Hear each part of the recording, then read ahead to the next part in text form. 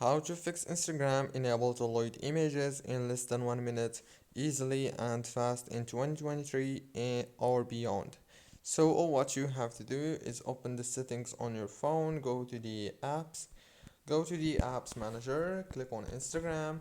This is the app informations page. All what you have to do on this page is very easy. Click here on force stop and then go down to the permissions.